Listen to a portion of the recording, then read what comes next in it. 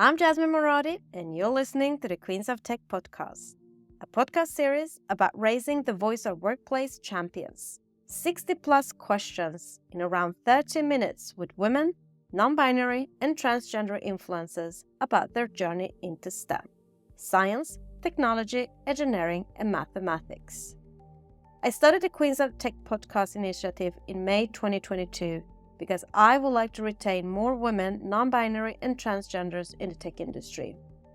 Talent is out there, but our work environment needs to improve for all to feel safer, stay authentic, and to be valued for our contributions.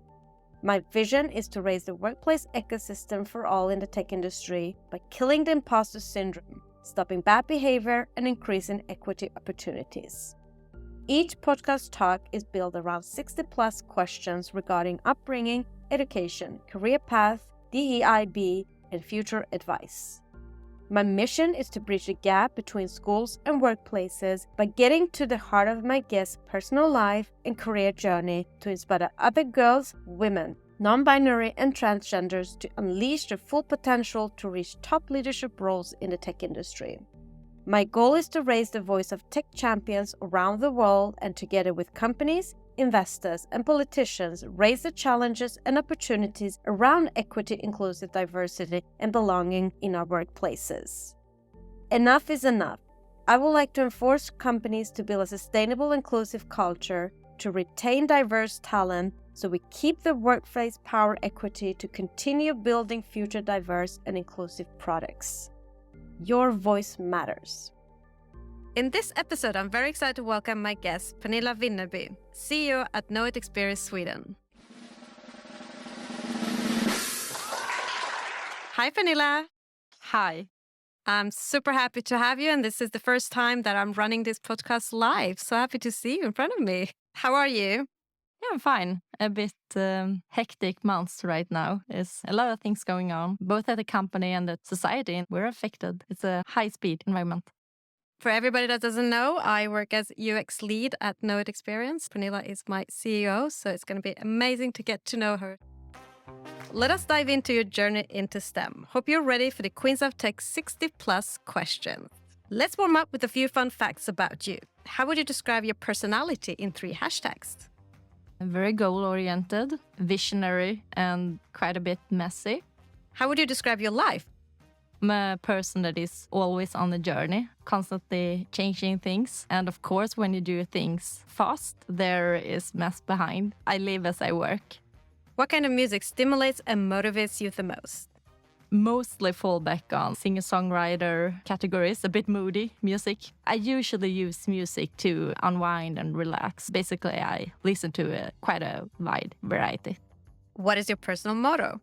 Got this motto from my teacher when I was studying in northern Sweden. He's American, and he said, change it or quit bitching. And that motto gets stuck with me because it puts me in a forward mode. And I often realize that after a while, when I'm brooding and thinking things and complaining, I mostly find out that I get the keys to change it. And I could always move on, or I could quit doing something I don't like. I have a choice, and that kind of motto puts the aspect of control. You have control of your own life. What is your favorite book? I can't tell because it's quite low quality. I should probably say something really good like Nietzsche or something. But right now I'm also studying half time, so I read a lot of high quality university books and articles. But otherwise I read like really low class literature just to relax. What is your favorite podcast? I have to say our own podcast by FM, Digital Therapy. Mac or PC? Mac. Say something interesting about you that most people don't know. I'm not sure, actually. I don't think about myself as interesting in that kind of way. I'm always on the go for the next goal or mission. What is your hidden talent? I so much wish that I had this specific talent. Like a bit corny, I think that when I was little, I dove into knowing a lot of information about different drawers of the Donald Duck comics. I could probably tell the difference on drawing style between a Karl Barks or a Don Rosa drawing, but that's basically it. If you were going to write a book about your life, what would the title be? The Change is the Life, or What's Next? Great start, Pernilla. Now, let us dig deeper. Our childhood has an effect on our adulthood. Our early experience shape our belief about ourselves, others, and the world. Now, I want to discover your childhood. Where did you grow up? I grew up in Uddevalla. It's a smaller town on the west coast, Bohuslän. But I have my family in town even further out the coastline in Lysekil, where my father's from. So when I go back home nowadays, I go to Lysekil. What was your dream job as a child? Really early on in those old school best friend journals, it says businessman. I probably scored that one on an early stage. What was your favorite subject in school? I would go for art is like the biggest interest when I was little, but I always liked this behavioral studies in different way, why people do as they do and what makes people tick and don't. And what was your least favorite subject? Math. That's why I studied economics. What is your earliest memory of technology and the arrival of the internet? I think one of the earliest things was that my friend got internet for a Christmas gift. And I couldn't really wrap my mind around it. And she tried to tell me, yeah, you go into something called a chat. And then there's different rooms. And one room is called like kitchen. One room is called vardagsrummet. And then you talk to strange people. Okay, I think I kind of get it. Which were the 3 first technology gadgets you owned? Would be probably this Walkman freestyle that was waterproof. I would say that was a cool technology gear that I had, and I stuck with that. The most of my tech gears were music oriented in some ways. Who was your female role model growing up and why? I come from a small town. That time period wasn't like that big on female role models. I have to say, like the classic one, like my mom and my aunt, both have been like incredible supports for me. They have started their own companies, they have manager roles and so on. And my grandmother was driving equality questions back in the days in my hometown. So I come from a line of female strong women. Impressive. And you said that you come from a small city. How do you think where you grew up and the school you went to and the generation you come from influence your education and career choice? I think the limitation is the key here, because when you come from a small town, especially time age, as we talked about previously, it doesn't open up the possibilities for you. And I think that's true for different groups in society as well, because you can't see the clouds and the suns that you actually are able to grab. So I think the limitation has put some boundaries on me. And during my journeys, the boundaries has opened up that I could wish for so much more. And there is so much bigger targets to grab than I realized when I was younger. Interesting. Now I'm going to read 2 quotes. First one, how does the universe expect me to choose a career path at 16? I can't even choose what I want for dinner. Second, Abraham Lincoln said, I quote, the best way to predict your future is to create it. So Pernilla, I want to know the choices behind your career path. Where and what did you study at university? I studied at Luleå University. As we talked on previously, I didn't had set the goals of go to the Swedish Ivy Leagues or could I go outside of the country. But I actually chose Luleå for number 1, 2, and 3 choice. And it was basically because it was a technical university. And I wanted to study business because that I decided when I was in kindergarten. And that university could combine those two. So I was set out that the area that these are 2 topics that I'm interested in. I'm interested in tech and I'm interested in business. I want to learn more about it. And was that what influenced you to get into your chosen field? Yeah, in some way, but I wasn't that set up on that specific target because, as we said, internet and this industry wasn't even born then. So I was more like, these are subjects that really interest me and I'm really interested in business and building business. That was from an early stage. It was a choice that I made. What professional roles have you had before that led you to leading Knowit Experience Sweden? Business and leadership in different varieties. I've started early as a part of a group in a digital agency at another company named Sigma, and that agency named Maverick. But basically, we're just 4 people working in classic IT consultancy environment. We like design. We were interested in user behavior. That term wasn't really invented by then. I took the business lead in business innovation role, and we started to build from that. And that became Maverick. That is a large agency per today, but it was maybe 45 people when I left it for Knowit. And then I went to Knowit, Stockholm, as a manager for the UX team. So I was set to build the offering within UX because it was something that was growing. And then I started with 8 people instead of just 4. We were maybe 25 people. And then I was asked to take over the CEO role for Knowit Experience Gothenburg. That was a company that needed a turnaround. They were performing red figures for some time and were lacking vision. So I did that for 3 years. And then I decided that I miss Stockholm and went back. What does Knowit Experience Sweden do? We are a digital agency. We're the largest digital agency that is under one roof in the Nordics. We have some competitors that are equals in size, but they don't host under one common offering. We do everything from user interfaces, web design, e-commerce, digital productions. I don't want to narrow it down too much because we are on a journey and the market is quite agile. We are seeing that new offerings are increasing every day, but basically we want to build solutions that some way put customer or the user at the center. And we want to evolve digital solutions around that one to make better transactions, better solutions for companies. And as a CEO, what is your main responsibilities? Of course, it's all those baseline things as like keeping a solid economy in the company, create a good workplace and make people thrive here. But otherwise, it's also about expanding business, focus on the trends. What kind of market are we in? How does the competition look on a strategic level? Is there areas we want to expand in and how do we do it? So a lot of my time goes to listen to people, talk to people, trying to draw a conclusion. What's next? What do we want to invest in? What do we want to quit doing to put the company in a better position for the future? What does a typical workday look like for you? I would say a lot of talking to people, and I have 2 children at home, so I try to go home, meet up, and most days I put them to bed and then I put in some hours from like 8 or 7, do those things that needs to be produced in text or PowerPoints and so on. But some days I just decide I need to just kick back and relax and read one of those lousy books or play mobile games, something really cheesy. I love the quote, choose a job you love and you will never have to work a day in your life. So Pernilla, what do you love about your role? I love that I can control the change. I can drive the change because I don't really think about it as work actually that much. It's basically a sandbox for launching new ideas, and to be able to do that as a professional and get paid for it, it's quite awesome. What is the best experience you've had in your role so far? Any examples?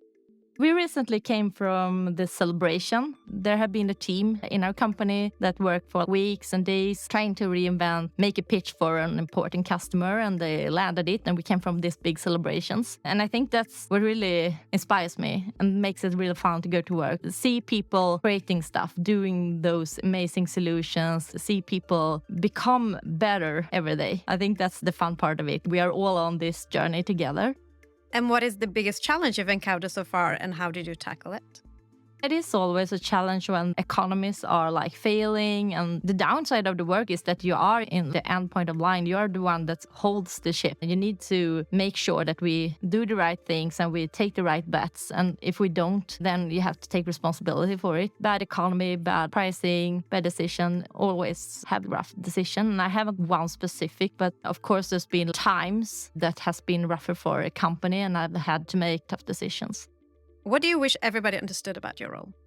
I'm just like ordinary people. I used to have those works that other people used to have. And sometimes it's a fear to approach me and think that I have all the answers. But I think something that I've learned is when I'm meeting people at my position or above my position is that you get surprised that there's just an ordinary. It could be fearsome when you think about the prime minister. It's also just an ordinary guy playing video games, probably. What is the one common myth about your profession or field that you want to disapprove?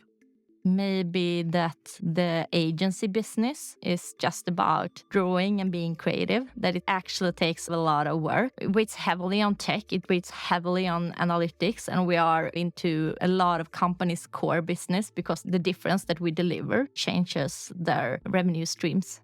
What do you love about working in the tech industry? The constant innovation and the curiosity. There's never any, oh, we've done this before and we don't want to change. We know how things are done because there's always new GDP coming and everybody was celebrating. And then like Google launches it and then everybody knows us, yeah, you guys can go here, but there will be a new thing in a year. Oprah Winfrey said, I quote, "Think like a queen is not afraid to fail. Failure is another stepping stone to greatness." What have by far been your biggest achievement in your career?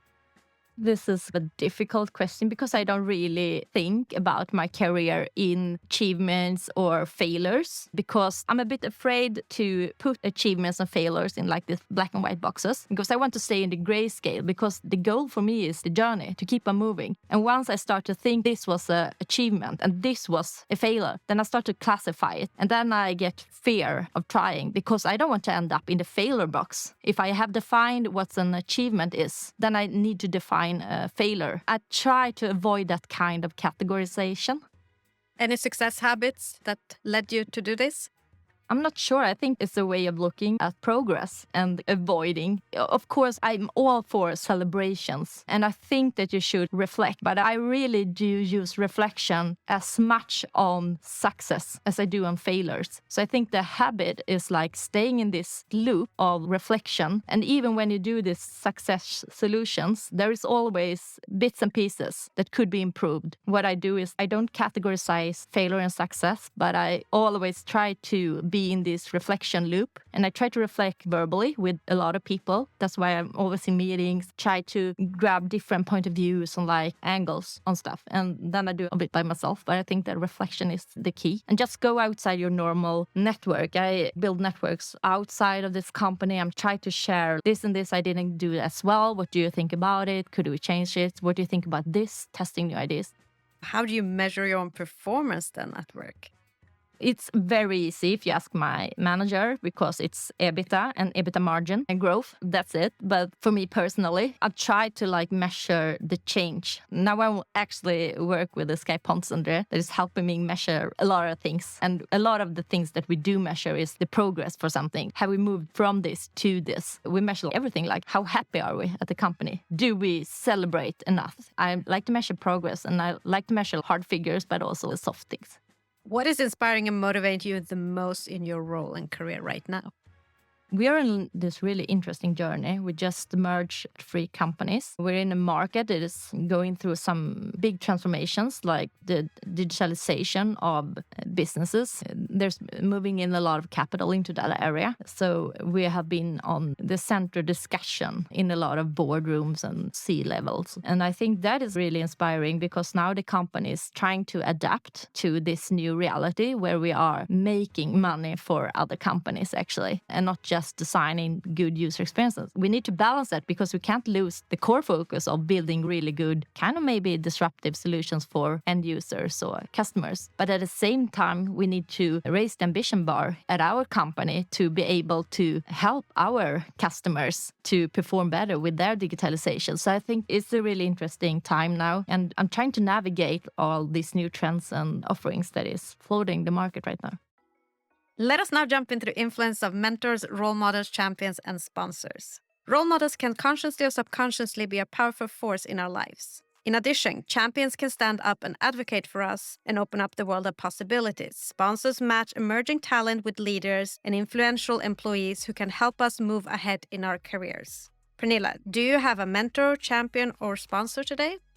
Several. I've always had role models, mentors, and so on from the beginning, actually. I've always tried to have one, or at least one, often more, that is a lot more experienced than myself. Preferably someone within my organization that can be my sponsor or help me put a nuance on truths where I design them. But I also have like a lot of sponsors and networks outside of the company, within our sister companies. And I've tried to like really work on that kind of network, because that builds a lot of opportunities, both for me as an individual, but also for the business.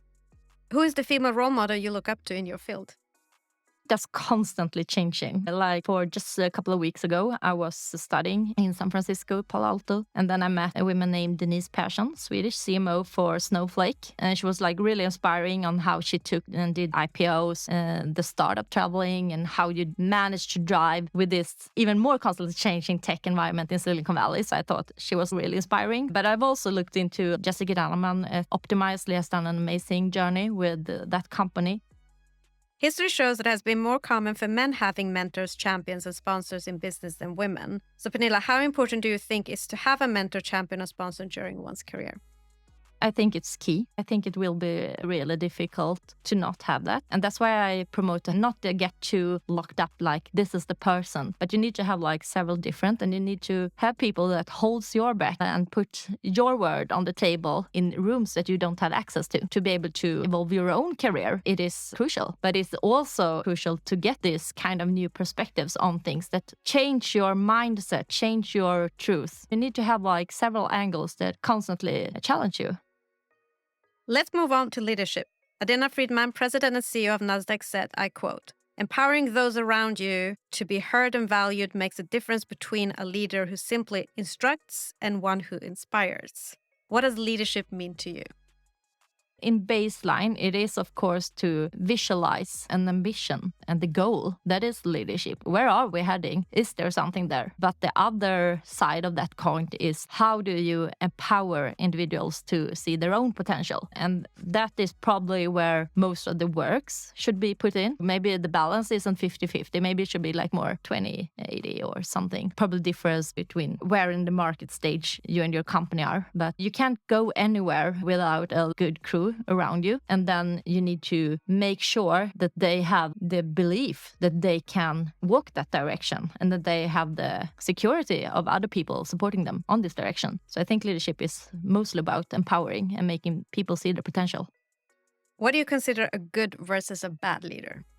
The difference between working against a goal or target or like giving orders or like power versus demanding. I think there is a mindset of how you go into leading businesses. Of course, when it's a war, it's probably very efficient to work strict demanding orders and hierarchies. But if you want to have a company, specifically when you're in a market as the digital ages, where there's a highly malleable market with like a lot of agile and change and so on, you need to have people that can set out their own mind, see things that you don't see. You need people that move by themselves. And I think it would be devastating to have a leadership in such a organization that is, this is the way now, guys, we take things from the left corner and put it in the right. I think that would be limiting for the business and the development.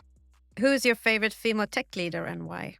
I think it's the same as I said before. Those are both tech leaders, the ones that I'm inspired of right now, but it constantly changes, of course. How would you describe yourself as a leader? Really goal-oriented. I'm really into analyzing and thinking like about behaviors. Is there something we could change? What motivates us? What makes us tick? How do we evolve things? I'm a bit unstructured, it might seem. In my head, everything is crystal clear, but I'm a bit impatient on putting it in text and the right orders. And I think it's a combination of creative mess, goal orientation, verbally communicating before written. And as a leader, what values are most important to you? I think friendliness is really important. I'm a team person. I can be on the stage and I don't mind being on the center, but I prefer working as a team, constantly be in this reflecting, analytic mode about driving change. Like, is this the right direction? Is this a better way to do things? What leadership lessons have you learned that have formed you into the leader you are today? Don't be afraid of change. Mostly change is good. A lot of situations you meet as a leader is the fear of change, what you had, but you don't know what change is taking you, the individuals or the company. But it's impossible to turn back time, and you can't have the company or the work situation or the life that you had 10 years ago. You have to embrace it. And I think that the power comes from the group collaboration in those times, that we do this together. We are on the journey together. And I think that's what I learned, that change is in somewhat way most of the times good. It takes you new places. It gives you new experiences. What are your 3 strengths and 3 weaknesses? Creative, visionary, and changeable. Weaknesses, unstructured, starts too many things. And I'm really bad at remembering faces. So people like think that, oh my God, she didn't say hello and was like, please just grab me and say you remember me. Let us now jump into the hottest topic in business today, workplace culture, unlocking the power of diversity, equity, inclusion, and belonging. Pernilla, what do diversity, equity, inclusion, belonging mean to you personally? It means possibilities. It's voices and ideas taken care of and interpreted into the organization or into business environments. I think that's quite the biggest loss for mankind overall. Like, there are voices that are not taken into consideration. What do you consider being 3 to 5 signs of good company culture if you were to join a company yourself? For me, it is freedom, it is ambition and change, but it's above all friendliness, as I talked before. I wouldn't join a company that is just ambitious and gives a lot of freedom. There must be this glue that sticks people together. For me, it's really important with people being friends and really trying to do good for each other and not people that are in a really tough competitive environment. As a woman, what has been the most significant barrier in your career and how have you overcome these challenges? The value of your thoughts and analysis and recommendations is considered at a lower level than male competitors. But you always have to keep on moving and showing results. You need to show better results than your male equivalents. And that needs to be considered. I think that's the biggest challenge. I don't have this quick recipe because we are in a time where these things are really important still. However, my manager, Fredrik Ekerhovd, who is manager for a whole experience group, is really good at the inclusive. So I've never felt that within our area here at Knowit, but it is definitely a behavior that is shown in several different other areas. Why do you think it's important for more women to join the tech industry, especially as leaders? Diversity is always good. It doesn't matter if it's like male or female, but you need to have diversity. And it's not just gender. It's a baseline for being able to nurture good ideas, to be able to reflect from new angles and see different solutions. I think it's the core for being able to keep on evolving, both as a human and as a company. That's why tech is, of course, the area where it's lacking of female leaders. They are in more need of the female leaders than the female leaders are in need of tech. Do you and how do you speak with your female and male colleagues about DEIB challenges, for example, salary gaps and promotions? I always speaks my mind, but I try to hold the idea. When I talk to my managers, it's always about have a fair salary. And I think that I've seen a change. Both younger generations and women especially are more sharing of their different benefits and the salaries and so on. So I think we are on a changing path here, but it could always go faster. There are many public and internal discussions about the barriers women face from reaching high position in the tech industry. What is your advice on how to best unblock these roadblocks? I think my key is a large network. You need to focus on building friends and building relations more than thinking about, I need a sponsor. You need to think about it as friends that will be inspired. Because when you are friends, they will listen to you as an equal. And then your voice will be heard in the rooms that you don't have presence to. So to unblock, don't think that I need to get one mentor and that will solve everything. I need to get many friends in different layers, in different circles. And friends help each other. That's the key, actually. Today, many tech companies work on and spending a lot of money on their marketing budget to attract women. There's a lot of communities supporting women to learn how to code to be more attractive in the market. But there's another big problem, and that is how do we retain the women that is already in the tech industry? So what is your best advice or strategies for how companies can work to build a stronger corporate culture that engages gender diversity and equity?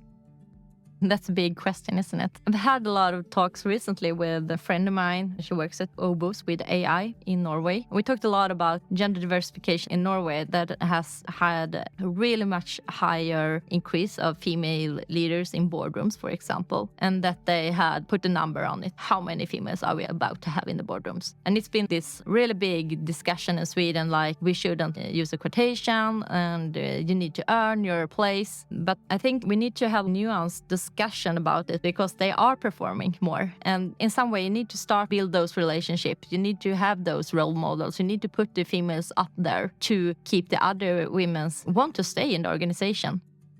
What would you say are the few challenges of implementing DEIB culture in a workplace today? It's the classic fear of change. And the ones that holds the power, they aren't interested in giving it away. Why should you change? It's for the individual, it might be worse. But for the collective, for the group, it will be better. I think you need to work on that kind of fear of change. And I think it's a common, we talked about what is the leadership must-win battle. And I think it's empower people, lessen the fear of change, hold their hands like this will be good. We do this together and you will get an involvement for it, for yourself as well. You don't see it yet, but it isn't fearsome. You will gain new grounds. Why and how do you think companies would benefit from having workplace gender diversity and equity, especially better gender representation at C-level and board level, not just as leaders?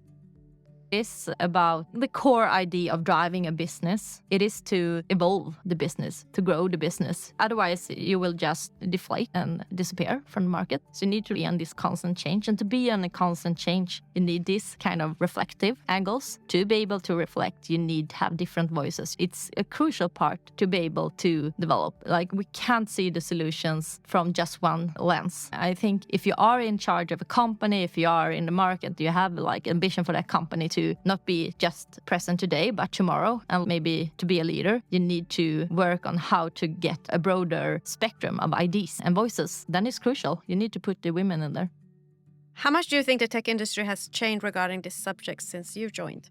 Loads. I used to be like the only female in the room. And back in the days, I was sitting in this business meeting. It was me and 12 other men. And I was always asked, could you summarize this? Could you help out with the marketing campaign or something? Otherwise, I did present the same. I think it has changed, but change also takes time. You need to have expectations on the time frame. Looking back on your career, what one thing would you have changed in your working environment to break the bias?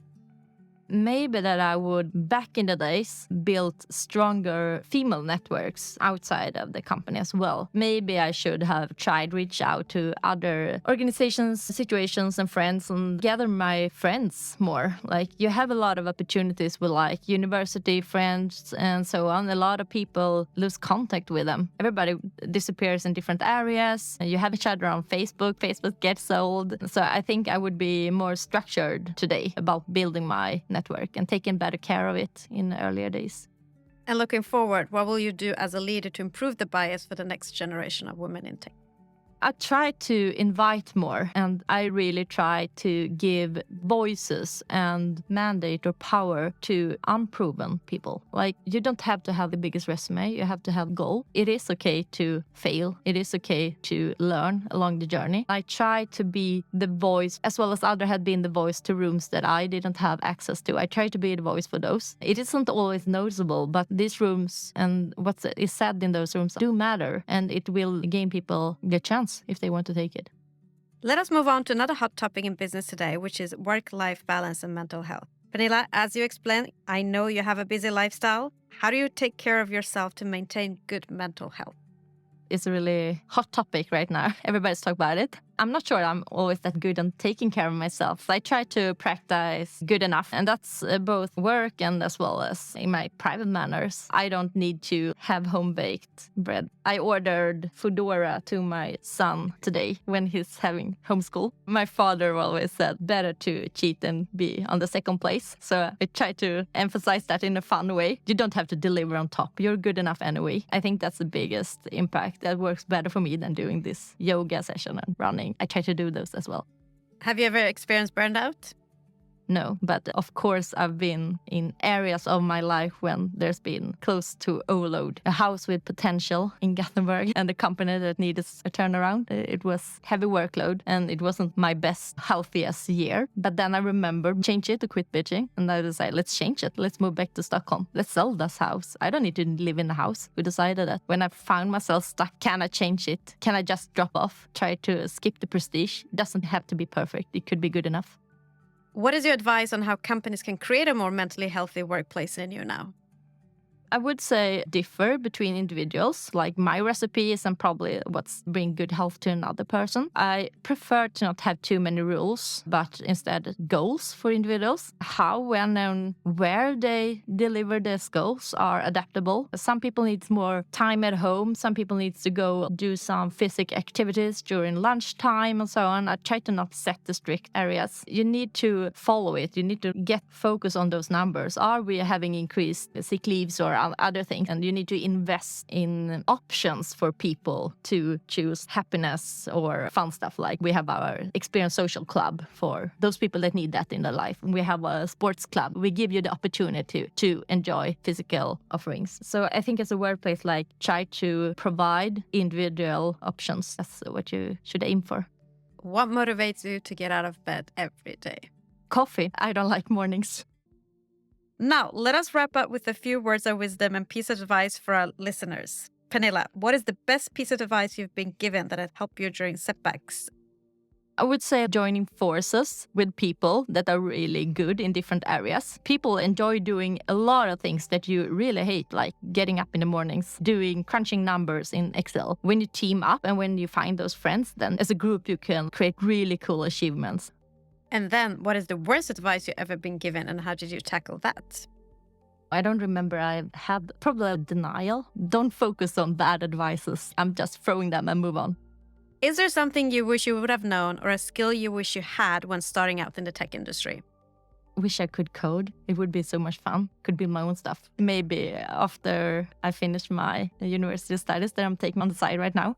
If you had the ability to go back in time to when you were just at the beginning of your career, what advice would you give to your younger self?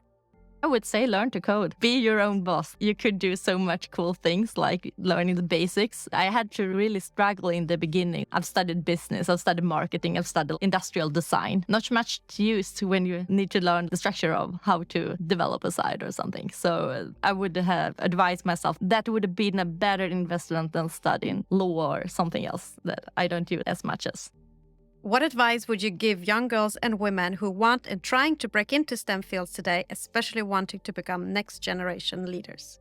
I would say be curious. I read everything, media, papers, talks. I Google a lot of things like stay alert. Things are changing. And I would also say build the know-how by gaining networks. Be friends with people and not set out I need to have one mentor. He or she will help me do this and this. Just make friends at different levels. And I would say speak up and sell your ideas to people within the power to realize them. Take a dare and grab one of the managers. I would like to try this idea on you, or do you have 5 minutes? Don't make it such a big deal. It doesn't need to be perfect, it needs to be good enough.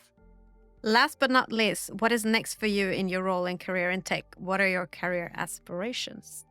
Now I'm really interested in this new ecosystem where customer experience meets this new world of AI and embedded solutions, because there will be more of a seamless experience. And I don't think that the future will be that much device-driven as it is today to manage doing things. So I'm really looking into that area and trying to tap into that network through friends that are in that area. What is Ericsson doing? How is the new 6G? What is 7G? What will that give for the opportunities? I try to just learn more, and I don't have that kind of a clear set goal. I like the change and the moves, so I'm learning as I'm moving, but that interests me right now. Thank you very much for being the guest on the Queens of Tech podcast, sharing your journey without a doubt, inspire change and reshape company culture for the next generation of women in tech. Thank you. Thank you for listening. If you have worked in the tech industry minimum 3 years and would like to share your journey, please nominate yourself or somebody you know to i@jasminemoradi.com. For more podcast episodes and to learn more about the Queens of Tech initiative and to support us, visit queensoftech.com.